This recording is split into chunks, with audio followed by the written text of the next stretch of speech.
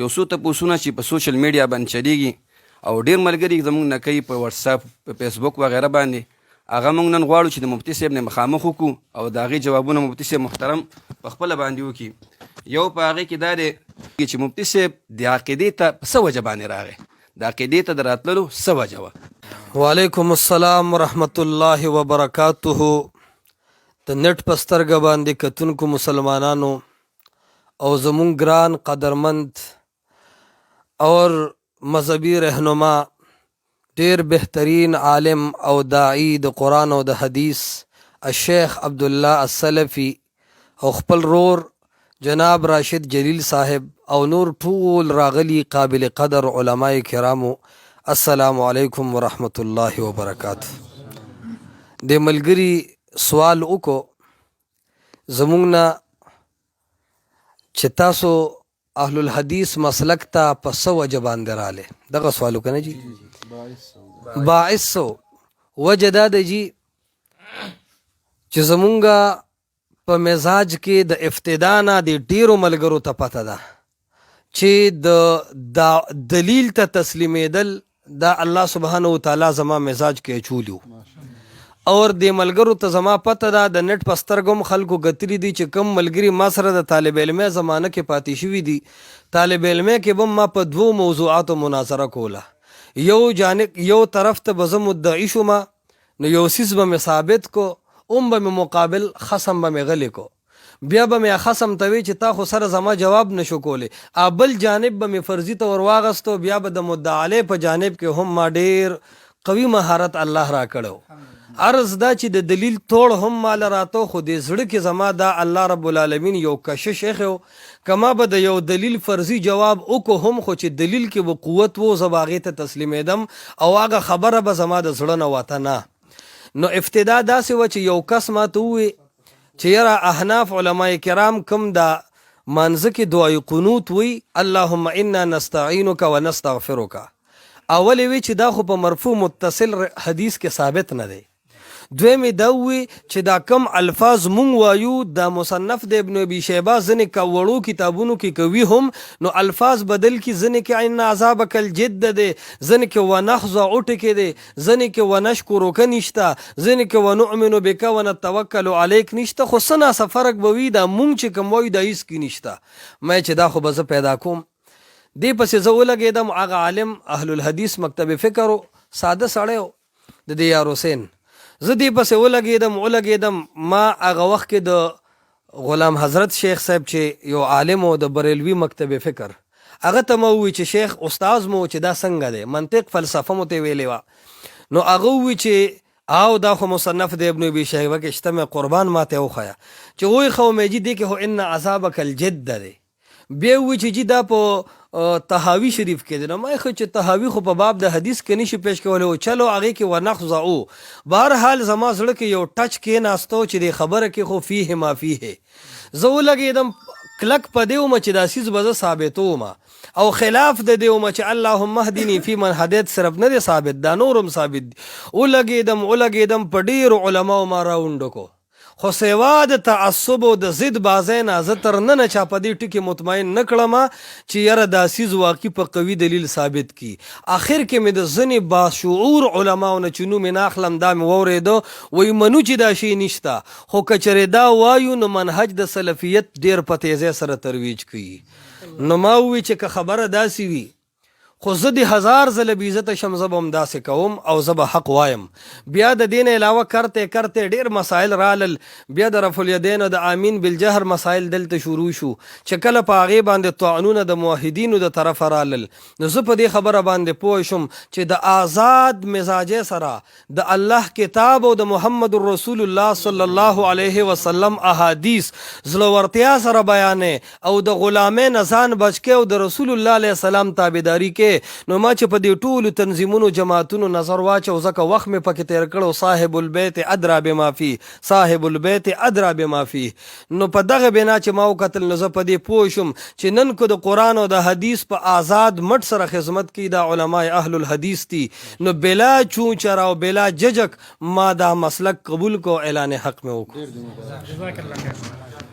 او مفتی صاحب محترم، دویم تپوس چې هغه زما خپل ذهن کې ګرځي هغه دا دی چې تاسو مخکې چې تاسو اهل الحدیث شوي نه وئ، د هغې نه مخکې تاسو ته د سلفیان داسې به اهل الحدیث د عقیدې والا سلفي منهج والا دا خلک تاسو ته څنګه ښکاره کېدل؟ جزاکم الله خیرا کثیره. دویم سوال چې کم تاسو وکړو چې تاسو ته به اهل الحدیث علما څنګه ښکاره کېدل، نو دوه ادوارو. یو دور داسې و چې واقعي موږ په سیفیت، بریلیت او په جامد تقلید کې پریوتو. هغه وخت کې الله دې ما معاف کی، شیخ ناس دې الله ته جړاګو یم چې اهل الحدیث ما ته ډېر داسې کمزوري او ناکاره خلک ښکاره کېدل، او د دې خلاف ما ډېرې بدې ویلې دي. ځینې وایي سکلیف اوس هم خلکو سره شته، ځکه ما وی چې ګنې دا باطل پرست دي او دا د حق دشمنان دي العیاذ بالله. نو ما ډیر کلک خلاف د دې کړي دي، بلکې مونږ به الله رب العالمین د لوی جون شیخ امین الله الفشاوري حفظه الله ته ورکي، د خلکو مونږ ته هغه په سترګو کې ډېر بد ښکاره کړی، نو مونږ به ځینې هغه الفاظ د هغې په حق کې وي چې ما د ټولو شیوخو سره ملاقات وشو، ما له اوس هم حیا راځي د هغې سره د هغې د وجې ملاقات نشم کولی. ځان له خبره ده چې هغه د نبوي اخلاقو یو نمونه ده. نو به هر حال اول دور خو هغه چې په مونږ جامد تقلید غالب، نو دا به مونږ ته ډېر بد په نظر لګېدل. دویم هغه چې دا کم اشارات مې درکړل چې زما سناسه ضمیر دې طرف ته روان شو چې د خلکو سره باب د دلیل د دې ډېر مضبوط دی. نو چې کله عنابت مونږ کې شروع شو، نو بېشکه چې زه دیوبندیت، حنفیت او اشاعت کې وم، خو بیا مې تقریبا تر ډېر حده لوی قدر کړی دی د دې خلکو، او زړه کې مې ویلي دي چې دا زمونږ نه هم ښه دي، په دلیل زمونږ نه هم مضبوط دي، خو دا زمونږ کمزوري دی چې علی الاعلان دی سره نه کیږو. نو دی وجنه دا دوه ادوارو، یو دور داسې و چې ما به ډېر سخت بد کتل دي ته، دویم دور قربان داسې و چې کله مونږ کې عنابت پیدا شو، نو زړه کې به مې وی چې یا رب العالمین ما ته د دې خلقو صحبت نصیب کړي. جزاکم الله خیرا. مفتی صاحب محترم، بل تپوس به زمونږ دا وي چې په سوشل میډیا باندې دا خبره ډېره چلیږي چې مفتی صاحب ته لالچ ورکړی شو، یا د عهدې یا د پیسو، او د هغې د وجې نه د یو تنظیم، یا مونږ خو تنظیمونه یا شته یا نشته هغه بېله خبره ده، خو د عقیدې نه لاړو بلې عقیدې د سلفیت د عقیدې، د اهل الحدیث د عقیدې اعلان یې وکړو د پیسو د وجې نه، یا د دنیا لالچ د وجې نه، یا د عهدې د وجې نه. نو دا خبره څومره پورې حقیقت دی؟ جزاکم الله خیره. یو دا سوال زما په حق کې وکړو، او دا به شاید د ډېرو ملګرو وي او ډېر ښه وه چې دا وشو، ځکه دا مخکې چا کړی هم نو. اوله خبردار قرآن ذکر کی وقال رجل مؤمن من آل فرعون یکتم ایمانه. کله کله سړی خپله حق عقیده پټه وساتي خو هغه تسلیم کړي وي.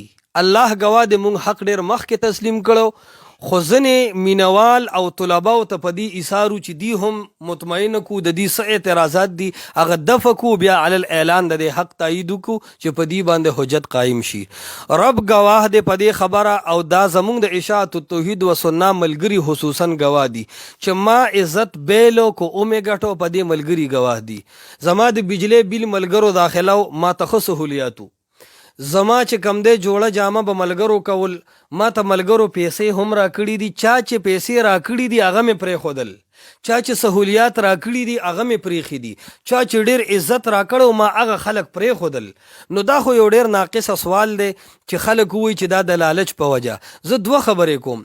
یو خبره دا کوم چې دا خبرې خلکو د شیخ العرب والعجم شیخ عبدالسلام الرستمی رحمت الله علیه په حق کې هم کولې چې دا لالچ پسې د دنیا لالچ د وجه واړید. خو ما یو ملګري ته وی چې ته د اشاعت سره او زمونږ د پنجپیر موحدین علماو سره تعلق ساتې، نو دا خبره مه کوه. ولې مې ته چې خلکو ته وی چې شیخ عبدالسلام رحمت الله علیه یا مفتی حضرت علي د پیسو د وجې لاړل، مې په دې ته بدنامېږي وي څنګه؟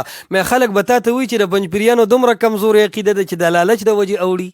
مې دا یو خبره شوه. دویم مې زه چې د پیسو د وجې اوړم، نو زه تا ته یو خبره کوم، پته لګي چې زه کمزوري سلفي یم پیسو د وجې اوړم، مې ته $1 روپۍ یو اهل حدیثو یو چڼي له ورکه په $1 باندې زه ته هغه راواړوه. سوال نه پیدا کیږي. الحمدلله مونږ ته اطمینان دی، مونږ حالات قبول کړل، په ما کمزوري راله، زمانه ملګري جدا شو، په ما سختۍ رالی، په ما امتحانات رالو، ما دا ټول قبول کړي دي د دې د وجه نه چې زمونږ یو لوی سفر دی، الله ته روان یو، آخرت زمونږ ته یو لوی منزل پروت دی. هغې ورځې ته د خپلې غاړې خلاصولو له خاطره ما صرف د قرآن او د حدیث منهج قبول کړی دی. په رب کعبه مې د قسم وي، په کلما طلاق سره زه دا خبره کوم، الله الله سره به زمونږ ملاقات وي. که زه د 1 روپۍ لالچ لرم البته وام چې میشن د سلفیت به دنیا ته رسوم، خپل آواز به کوم، په دې مې خپل بېعزتي هم قبول ده، په دې مې غربت هم قبول دي، په دې مې دا سر هم قربان شه، په دې مې وینم قربان شه. جزاکم الله خیرا. مفتی صاحب مخکې تاسو په بله عقیده کې وئ، اوس د اهل الحدیث عقیدې ته راغلې، څومره اطمینان او څومره سکون محسوس کوئ چې الله رب العالمین تاسو له درکړی کوم اطمینان په دې عقیده کې هغه د خپلو ملګرو ته لږ وضاحت وکړئ.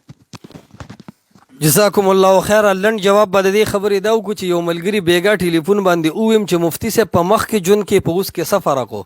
نو ما ورته وی چې دا فرق و چې مخکې به مسله وکړه نو ټوله شپه به بیا شامي او علمګیري کته چې مفتابهي قول مې ویلی ده که غیر مفتابهي.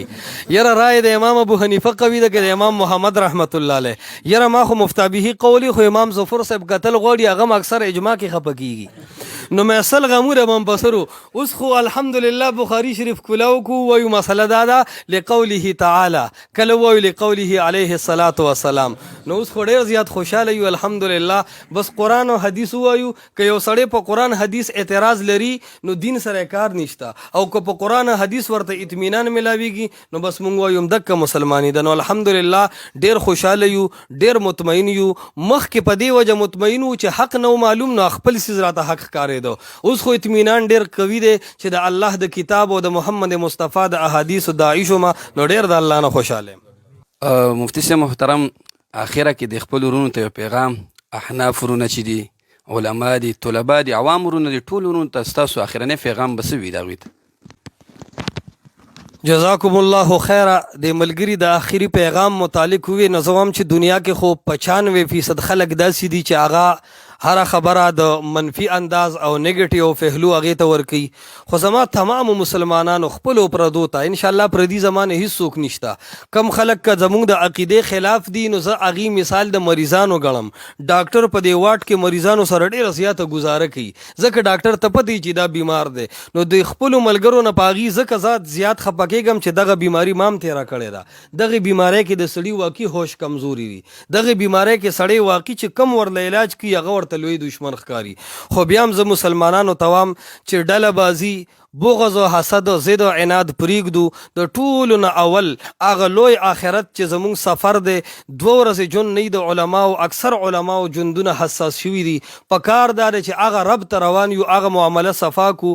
هغه معامله صفا کېږي د الله په کتاب او د محمد رسول الله صلی الله علیه وسلم په احادیثو. ټولو مینوالو ته وایم د امام ابو حنیفه رحمت الله علیه عزت په خپل ځای زمونږ د سر تاج دی.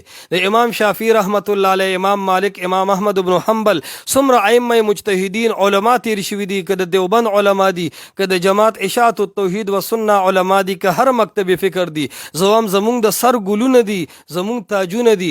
لیکن دی پر الله او په الله رسول باندې حاکمان نه دي. د الله او د الله رسول صلی الله علیه وسلم په دی باندې حاکم دی. د دې ټولو قدر وکړي، خو اومنه الله او د الله د پیغمبر صلی الله علیه وسلم خبره. ان شاء الله دا به زمونږ د آخرت د سمیدوم سبب ګرځي. الله سبحانه وتعالی د تمام مینوال اوریدونکي د قرآن او د حدیث په منهج باندې روان کی، او الله دې زمونږ د سینو نه بغض او حسد وباسي.